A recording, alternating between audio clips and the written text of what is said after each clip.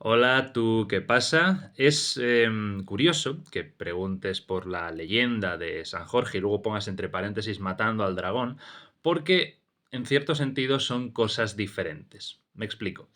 Tenemos noticia del culto a Georgius ya en época de Constantino I, es decir, a principios del siglo IV.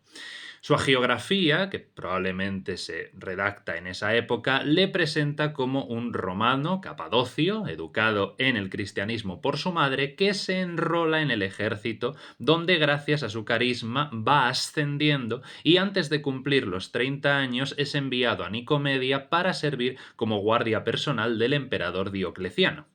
Este emperador, como sabéis, emite en el año 303 su edicto contra los cristianos con el que comienza la llamada Gran Persecución, en la cual Jorge estaba obligado a participar, evidentemente, pero confesó que era cristiano y por lo tanto se negaba a hacerlo. Así que Diocleciano mandó torturarle para que apostatara, pero resultó en vano, así que finalmente ordenó su ejecución y fue decapitado extramuros de Nicomedia el 23 de abril del 303.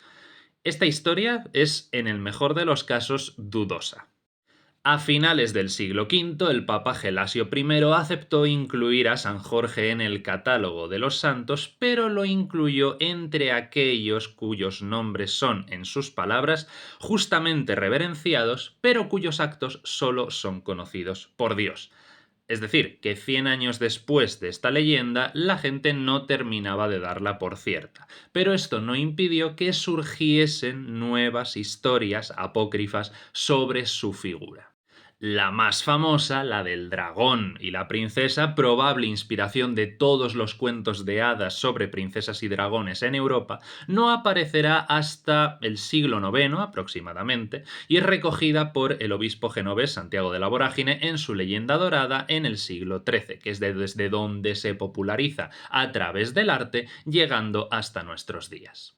Respecto a si existen figuras semejantes en las demás religiones monoteístas, teniendo en cuenta que San Jorge es un relato cristiano, encontramos figuras semejantes tanto antes como después. Tiene eco, indudablemente, en tradiciones paganas como por ejemplo el dios frigio Sabacio enfrentándose a un dragón o el héroe griego Perseo rescatando a Andrómeda del monstruo marino Cetus.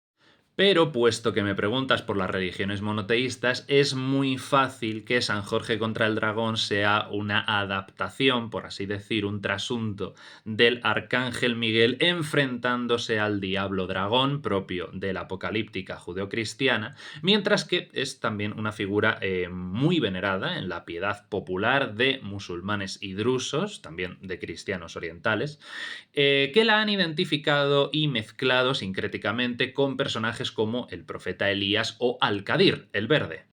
Su veneración, concretamente en el Islam, parece haberse desarrollado a lo largo de los siglos XIII y XIV, existiendo en Mosul una mezquita que custodiaba su supuesta tumba, que no es la única, porque por ejemplo en Lod, en Israel, hay otra supuesta tumba de San Jorge. Pero es cierto que se le consideraba a San Jorge el santo patrón, el protector de la ciudad de Mosul, pero esta mezquita con su supuesta tumba fue destruida en el año 2014 por el Estado Islámico junto a otras mezquitas con las supuestas tumbas de Set y Jonás.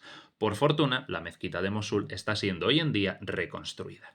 Así que espero haber respondido tus dudas. Muchas gracias por vuestra atención. Nos vemos en el próximo vídeo. Chao, chao.